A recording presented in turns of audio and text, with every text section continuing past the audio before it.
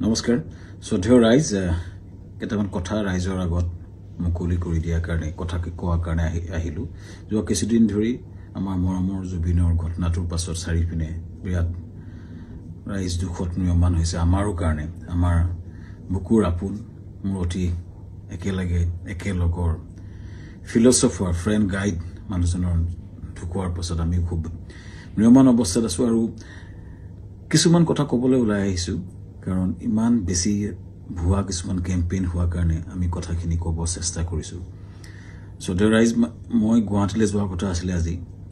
কিন্তু ইমানেই বেছি মোলৈ মেছেজ আহিছে আহিলে মাৰিম কাটিম প্ৰায় কেইবা হাজাৰ মেছেজ আহিছে যে গুৱাহাটীলৈ গ'লে কাটিম বুলি সেই প্ৰেক্ষাপটত যাব পৰা নাই সেই সময়ত খুব মন আছিলে গৰিমাৰ ওচৰত থিয় দিয়া মোৰ পৰিয়ালৰ নিচিনা মোৰ ভগ্নী গৰিমা বা দলটোৰ লগত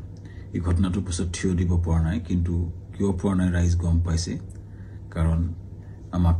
থ্ৰেটনিং কৰা হৈছে কিন্তু আসলতে জুবিন গাৰ্গক মৃত্যুত আমি দুখী নেকি এই কথাখিনি খুব কিছুদিন ধৰি ছ'চিয়েল মিডিয়াত কিছুমান ব্যক্তিয়ে টিআৰপিৰ আশাত মামাকে দুখী সজাই কেংগেৰু কাউট পাতি যে নিজৰ ডিগ্ৰী দিলে কিন্তু আচলতে কথাটো কি জুবিন গাৰ্গক আমি কিয় মাতি আনিছিল শ্ৰদ্ধা ৰাইজ আমি যেটো নৰ্থ ইষ্ট ফেষ্টিভেল ডিল কৰোঁ সেইটো উত্তৰ পূবৰ বিভিন্ন সংস্কৃতি বা খাদ্য বা পৰ্যটনৰ প্ৰসাৰ কৰা হয় প্ৰথম 2013 চনত পাতোতে আমি জুবিন গাৰ্গৰ লগতে কথা পাতিছিলোঁ তেখেতেই আমাক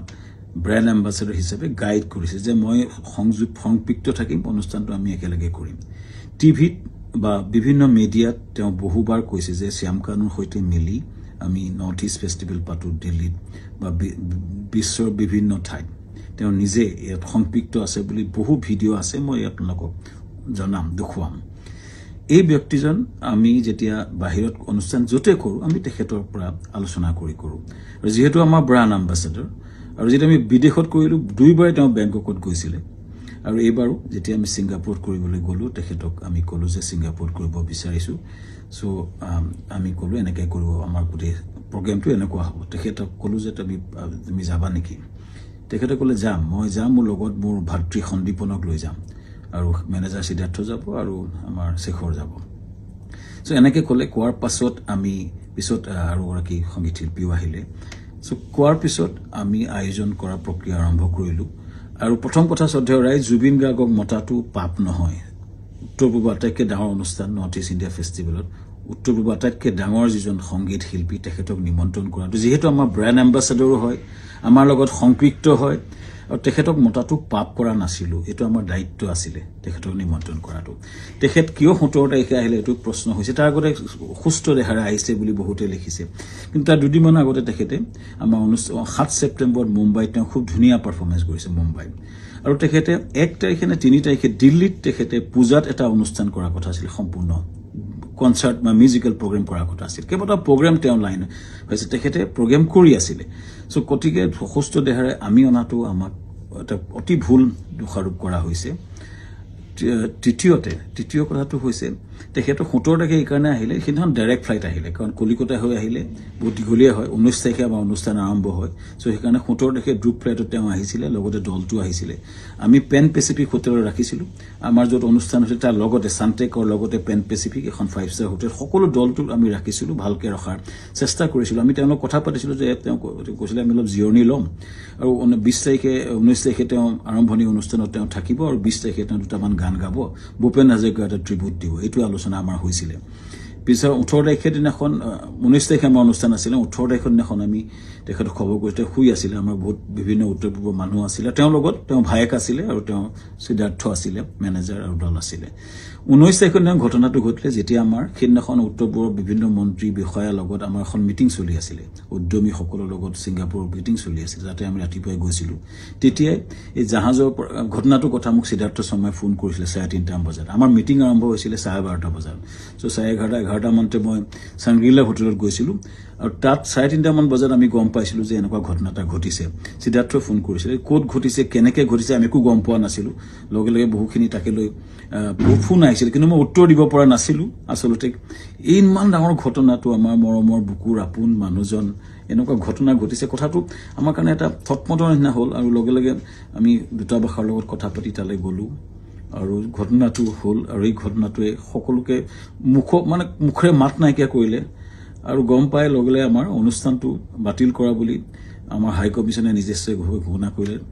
আৰু অনুষ্ঠান তাতে বাতিল কৰা হ'ল তাৰ পিছতো কোনবাই উলিয়াইছে আমি প্ৰগ্ৰাম কৰি আছিলো বুলি কিন্তু আসলতে আমাৰ ভাৰতৰ ৰাষ্ট্ৰদূতে এটো ডিক্লেয়াৰ কৰিছিলে অনুষ্ঠানটো সম্পূৰ্ণ বাতিল কৰা হৈছিলে আৰু সেইটো পিছতো আমি টিমটোৰ লগত লাগি কেনেকে আমাৰ পাৰ্থিব শৰীৰটো গুৱাহাটীলৈ পঠাব পাৰি তাৰ লগত মই কাম কৰিছিলো সিদ্ধাৰ্থ লগত আমাৰ মগত আমাকে যাবলৈ দিয়া হৈছিলে সিদ্ধাৰ্থ আৰু সন্দীপন শেখৰৰ লগত আৰু তাৰ পিছতে কেম্পেইনটা আৰম্ভ হ'ল আমাৰ বিপক্ষে হেনা মই কৈ আছিলো যে মগলৈ যাওঁ বুলি কোনবাই হেতু মদ খাবলৈ যাওঁ বুলি এটা কেম্পেইন কৰিলে কোনবাই ক'লে যে শ্যামকান্ত মহন্তক মানে ধৰি হত্যা কৰিব লাগে এনেকুৱা ধৰণৰ কেম্পেইন আৰম্ভ হ'ল আৰু এটা ভয়ানক আমাৰ বিপক্ষে এটা কেম্পেইন শ্ৰদ্ধা ৰাইজ এটাই মই ক'ব খুজিছো যে আমি গোটেই প্ৰক্ৰিয়াটোত কোনো পদ্ধতি জড়িত নাছিলো য'ত ঘটনা ঘটিছিলে তাত 12-13 মান অসমীয়া সমাজৰ লোক আছিলে আৰু বিভিন্ন দলটো আছিলে যেতিয়া ঘটনাটো ঘটিছিল তাৰ বহু দূৰত আমি আছিলো আমাৰ দলটো বহু দূৰত আছিলে সো আমাক দোষাৰোপ কৰি এই প্ৰক্ৰিয়াটো কিয় কৰা হৈছে কেজমান ব্যক্তিয়ে ইচ্ছা কৰি এটা ডাঙৰ কেম্পেইন কৰি পেলাই আমাক বদনাম কৰাৰ বা হত্যা কৰাৰ প্ৰক্ৰিয়া যেটো কৰিছে শ্ৰদ্ধা ৰাইজ তাৰ এটা ন্যায় বিচাৰিছো এতিয়া এসআইটি হৈছে আমি খুব আদৰণি জনাম যি প্ৰশ্ন হয় উত্তৰ দিব বিচাৰিছো কাৰণ আমাৰ ফালৰ পৰা আমি ক'বলগীয়া কথাখিনি আমি কম আমি আদৰণি জনাইছো সঠিক তদন্ত হোক কিন্তু এই যেটো ঘটনা ঘটিছিলে জাহাজখনত বহু দূৰত আমি আছিলো আৰু আমাক এই ঘটনাটো সময়ত এই যিজন ব্যক্তি আছে তেওঁলোকে তাৰ কথা ক'ব পাৰিব কিন্তু আমাক এই ঘটনাটো সময়ত আমাক সম্পৰ্কে কোৱা আমাৰ একচুয়ালি আমি নাজানিছিলো কিন্তু এটা কথা হয় এই যেটো ঘটনা হ'ল এই ঘটনাটো আমাক সম্পূৰ্ণৰূপে বিধ্বস্ত কৰিছে আমাৰ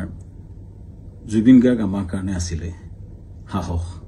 জুবিন গাৰ্গ আমাৰ আছিলে ব্ৰেণ্ড এম্বাসেডৰ জুবিন গাৰ্গ আমাৰ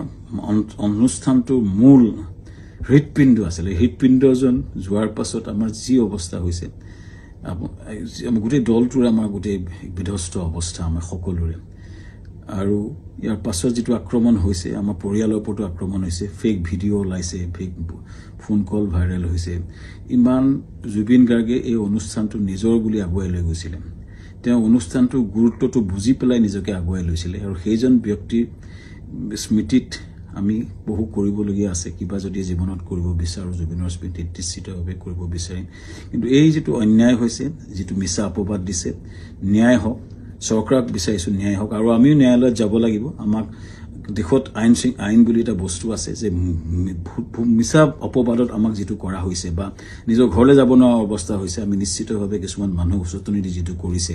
আমি ন্যায়ালয়ক নিশ্চিতভাৱে ক'ব লাগিব যে আমাক ন্যায় দিয়ক সুৰক্ষা দিয়ক আৰু ৰাইজৰ পৰা ন্যায় বিচাৰিছো চৰকাৰৰ পৰা ন্যায় বিচাৰিছো আৰু জুবিনৰ আমাৰ মহান শিল্পী আমাৰ মৰমৰ বুকুৰ আপোন মানুহজনৰ আত্মাই চিৰ শান্তি পাওক ৰাইজৰ পৰা আশীৰ্বাদ বিচাৰিছো ন্যায় বিচাৰিছো ধন্যবাদ